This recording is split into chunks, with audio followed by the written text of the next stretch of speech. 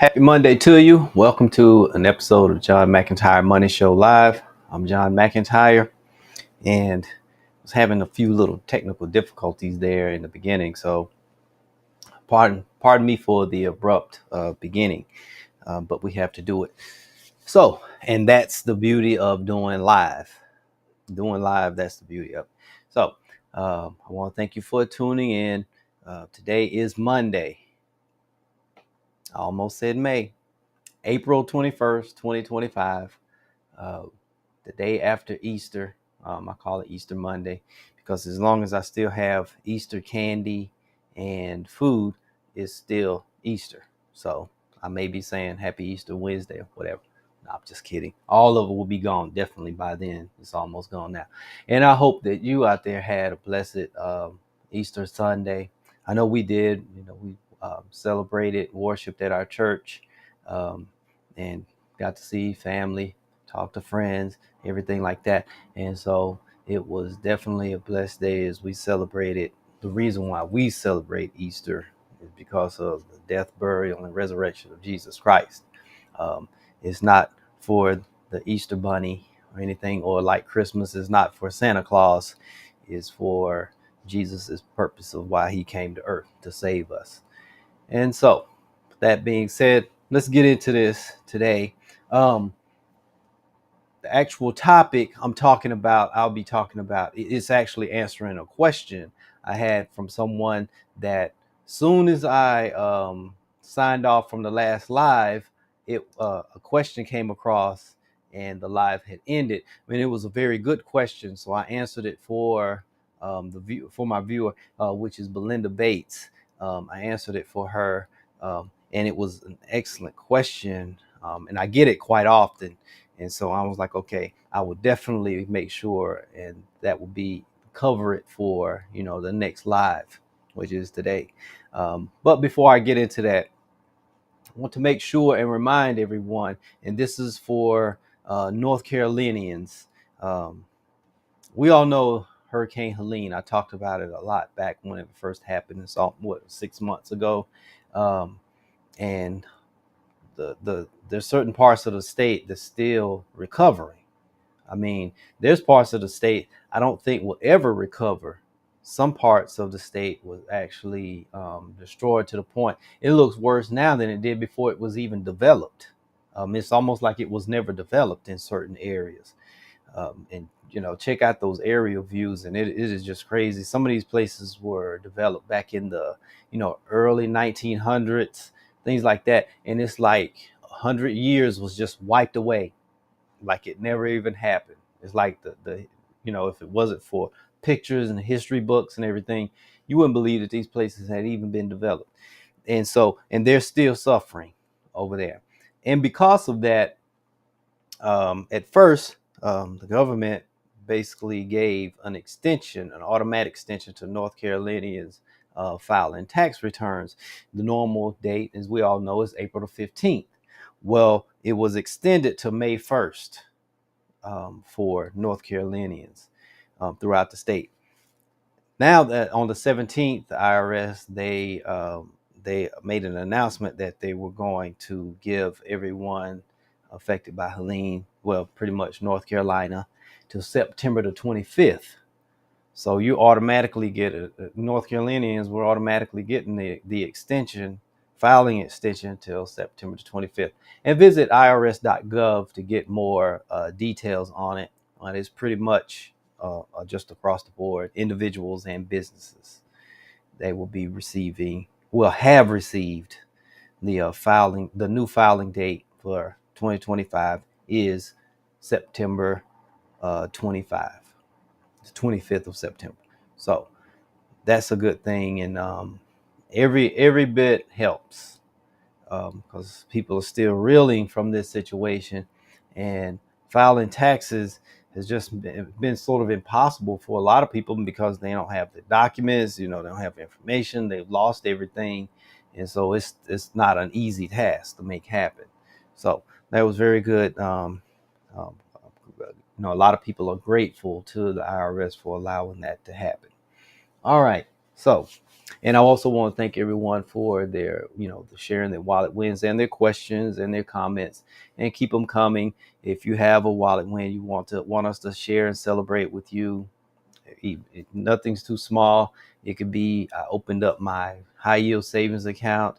I finally got a 401k. I switched jobs. I got a new job. Whatever, bought a home, anything. We want to celebrate it with you. Give us a hashtag wallet wins in the, if you're watching my Facebook live or YouTube live, put it in the chat. I see it and I will share it, answer the question, or share the wallet win and celebrate with you. All right. And if you want,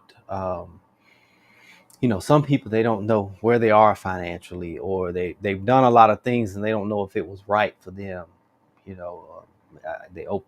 I open the right IRA?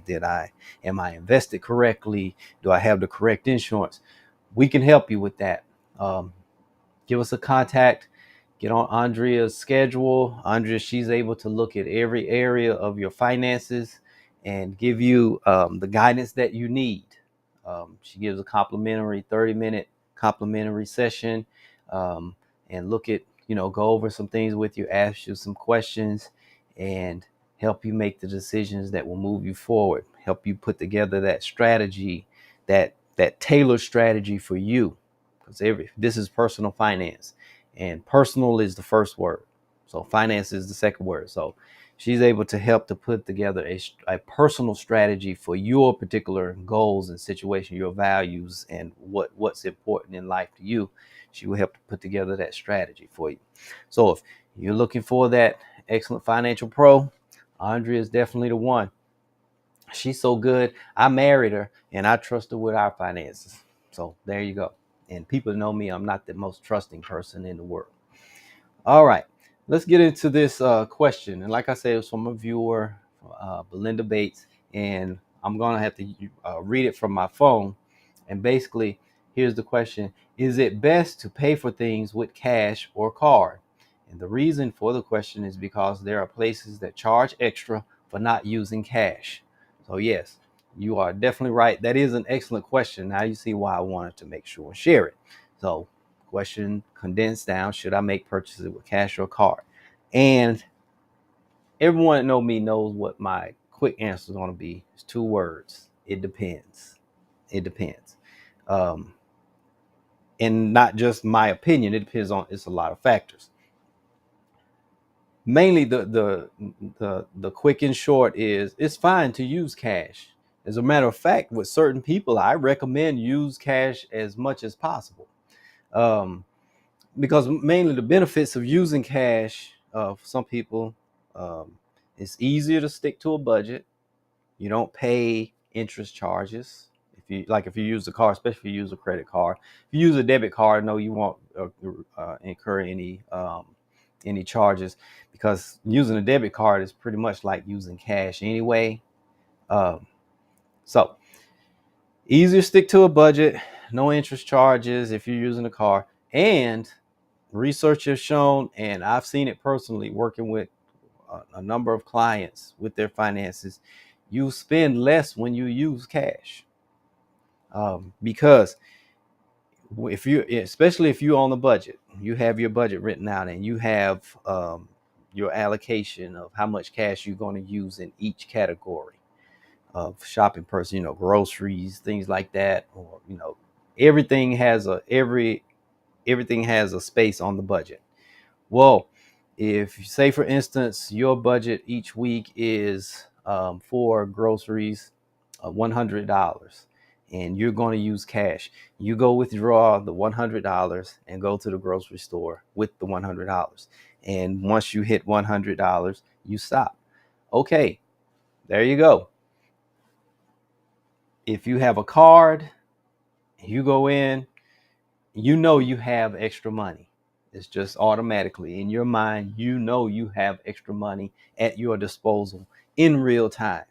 And so where you over here with the cash, you went in with just cash, $100, you're going to stop. I have a limit. Over here, I don't have a limit. So Then and statistics has shown people will spend um, pretty much around 20% more when they use a card than if they use cash. So if you had budgeted $100, you went to the grocery store, you spent $100. If you had budgeted $100, you went in with a card, you will probably spend 120.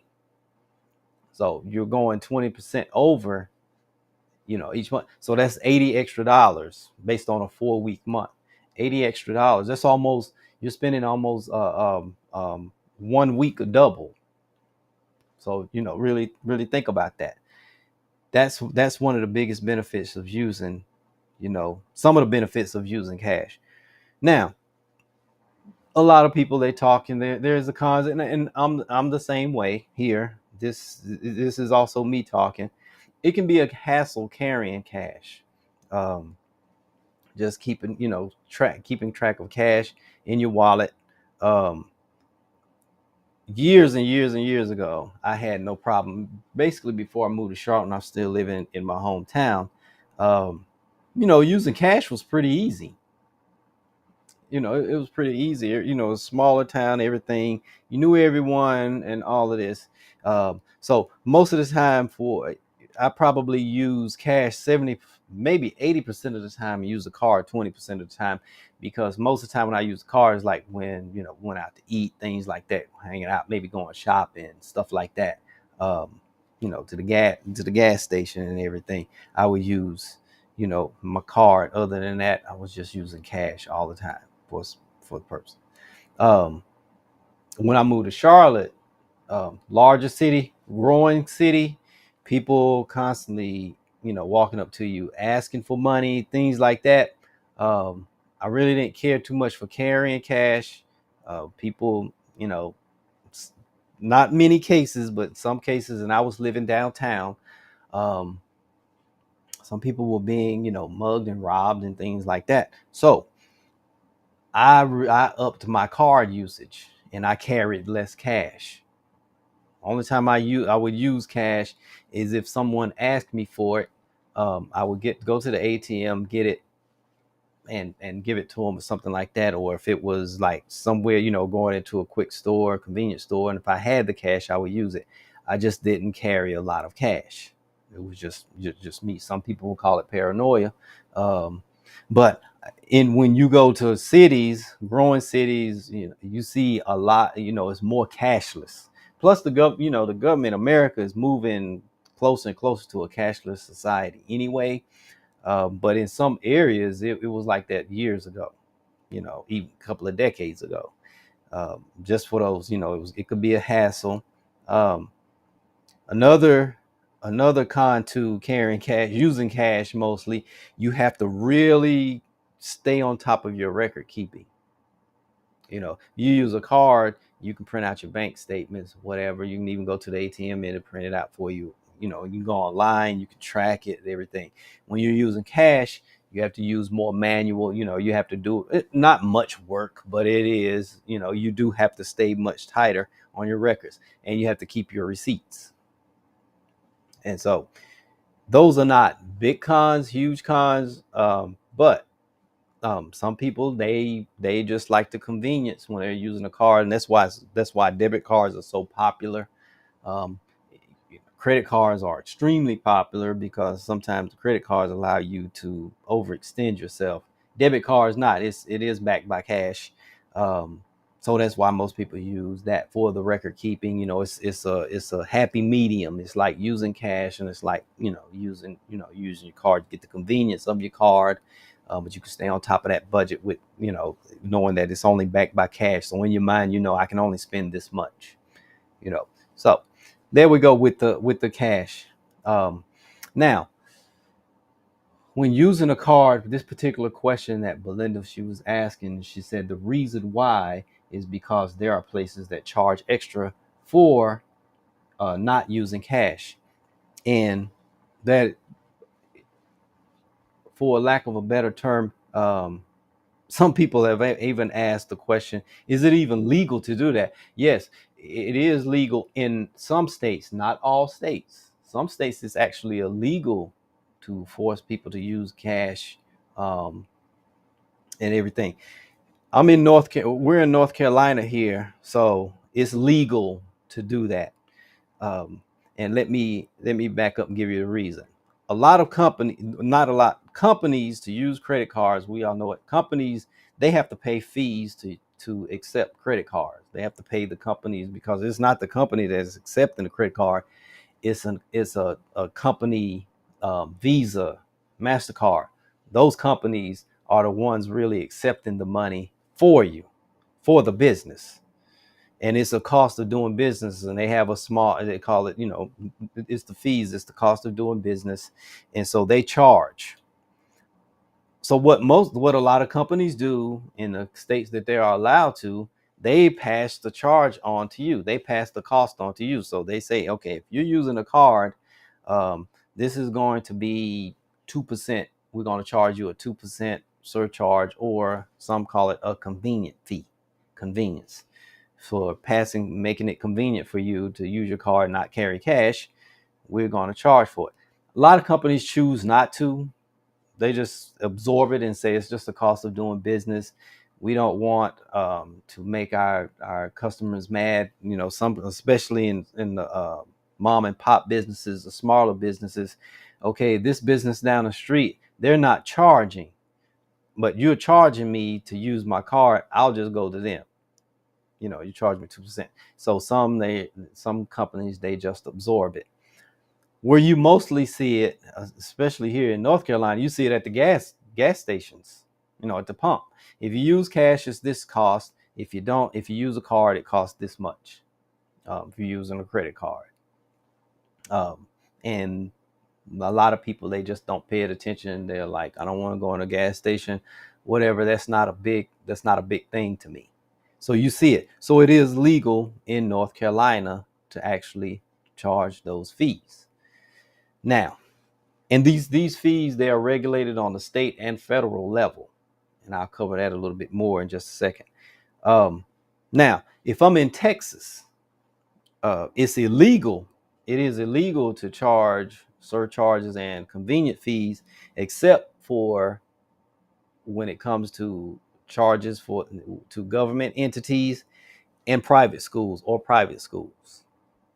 So they're the only ones that can do those convenient fees and surcharges. The rest of it, in Texas, for instance, there's a couple more. I know Maine. I know I've seen it in Connecticut that it is illegal, and it's like a couple more. I think Florida, but there are a couple of more states that it's just illegal. They just don't allow it to happen.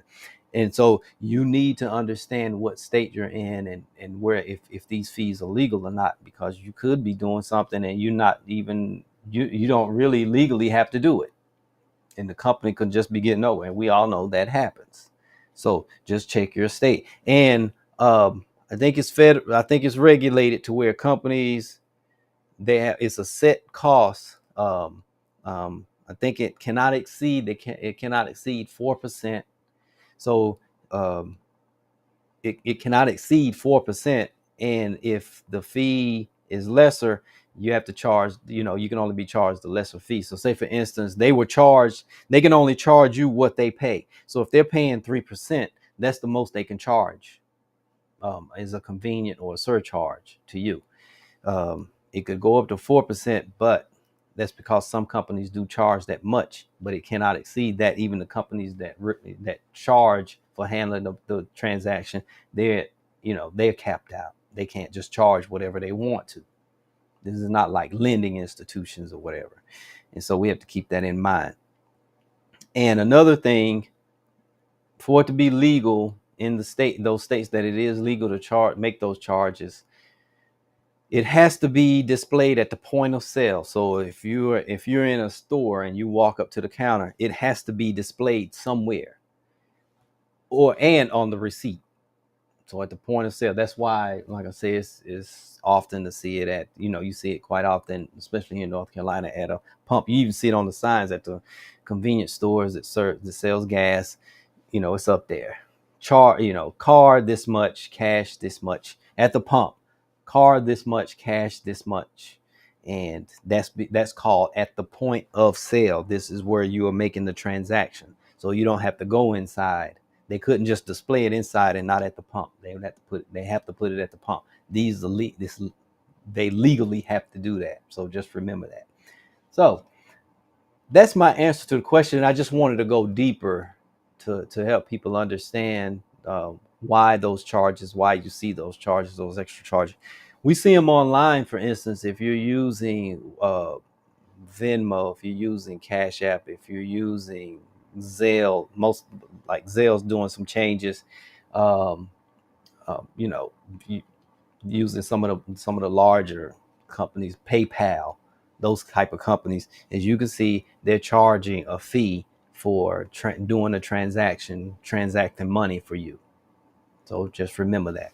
And if you are online and you see a company and it says we charge this, okay, um, it may be because of the state that they're in, they're transacting business from.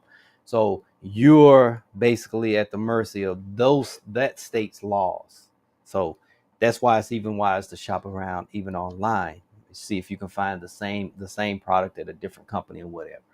That's why I just use certain companies online, because I understand what they charge, why they charge it, and everything, and I don't have to have to deal with all of those hassles of trying to keep up with this stuff, because we have enough to keep up with anyway.